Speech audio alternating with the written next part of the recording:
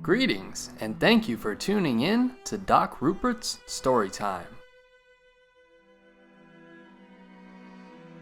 Shortly before the longest night, when I gazed into my opal mirror, I found myself drawing what felt like my penultimate breath. I closed my eyes, and when they opened, I was standing with Agi. Before us was a wondrous bridge made of every color you know and many you do not. Join me on the path. We will be on our way, I was told. As we took the first step, the sun changed shape and began to multiply.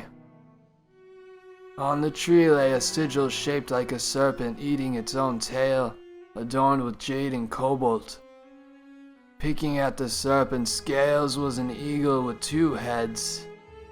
The head on the left wore a mask of fire. The head on the right wore a mask of water. With each piece of jade and cobalt it took, its belly grew more full. When the bird opened its mouth, the stones would fall out, bouncing to the ground where a tangled mess of vipers fought among themselves to catch them.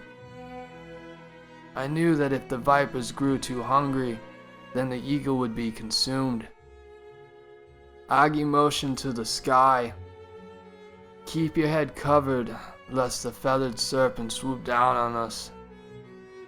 As I looked forward, I witnessed another tree with a sigil bearing a serpent consuming its tail, this time decorated with smoky quartz and bloodstone. Next to the tree was a bull calf, adorned with a fiery crown. Trapped beneath its hoof lay a sickly dove. A serpentine tongue extended from the calf's mouth, lapping up the stones off the snake carving.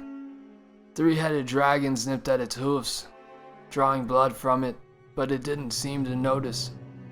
We were alone with the bull calf then, and everything else disappeared.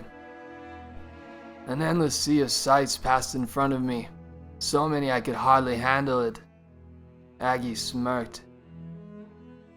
I found myself inside a circle, staring directly at the bull calf, and a terror unlike any I've ever known passed over me. 7 figures cloaked in red, hooded, stood outside a circle, which appeared next to a woman. She carried an ankh in one hand and a long scepter in the other, and stood before a scale sitting on an altar. She recited softly, and I noticed then that the hooded figures were mouthing the words but not actually speaking them. The woman didn't turn towards them or notice their smirks, too focused on weighing objects I could not see. The tail of the calf stretched out, throwing off the scale, which too seemed to escape her notice. The bull calf only spoke one word while looking me in the eye. Kanasu.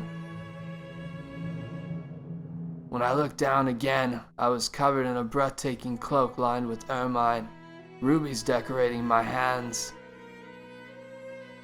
I wanted only one thing. When the words came out of my mouth, I did not recognize them. Imuk. The beast seemed to smile, and then I awoke. On that day the Lords blessed us, solidifying our beloved order.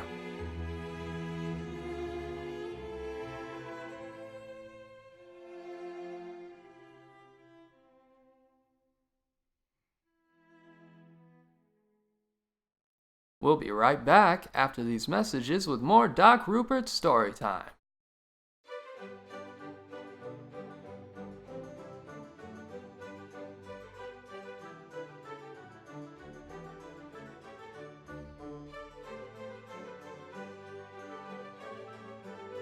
Soft-Flat Mirage Co., bringing power to you.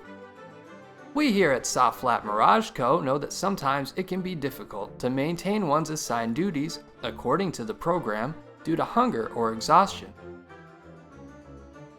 We also know that the power we provide is, for most, the only thing which keeps away the beasts which come out of the shadow during the night.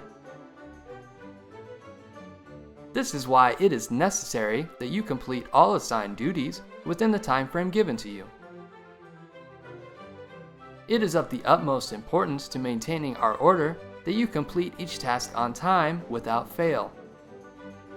Those individuals who cannot or will not complete the assignment given to them will lose access to the power we provide, which will deactivate the defenses which keep them safe. We highly recommend that you do not allow this to occur. We are happy to provide this wondrous gift to you, but in order to continue our generation of power, we rely on the production of various other sectors of our supreme society. As we all know, power requires sacrifice. Soft Flat Mirage Co. Simplitus a magna machina. Simply splendid machinations.